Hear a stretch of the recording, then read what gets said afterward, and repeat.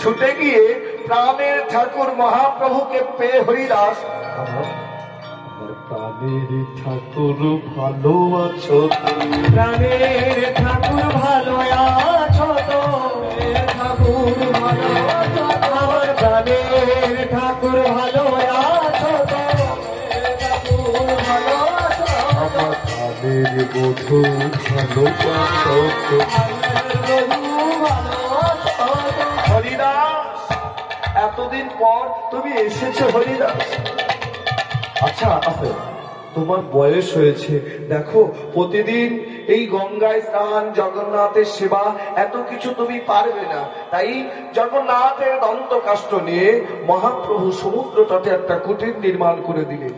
আর সেই কুটিরে প্রত্যহ 3 লক্ষ নাম জপ করেন, জগন্নাথের চূড়া দর্শন করেন, মহাপ্রভুর পাঠানো প্রসাদ, জগন্নাথের মহাপ্রসাদ সেবন করেন। এই হলো হরিদাসের নিত্য নৈমিত্তিক কাজ। এইভাবে বেশ কিছুদিন চলে যাবার পর আজ হরিদাস অসুস্থ, বিছানায় শুয়ে পড়ে আছেন। আর মহাপ্রভু সেটা জানতেন না, গোবিন্দ ঘোষের দিয়ে মহাপ্রসাদ পাঠিয়েছে জগন্নাথে।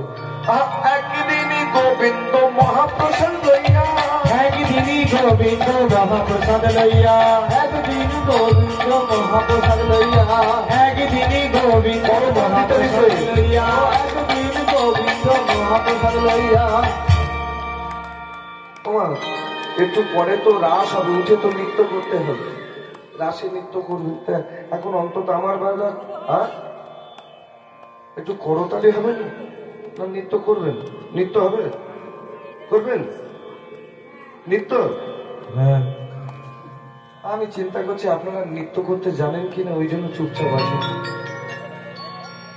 হবে তাহলে এরপরে রাসে আবার নৃত্য করতে হবে, তাই একটু ঘুম কোনো ছাড়িয়ে নেওয়া হোক, আবার বসে পড়বেন।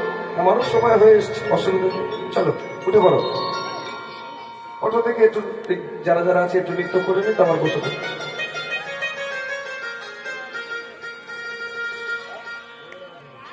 আচ্ছা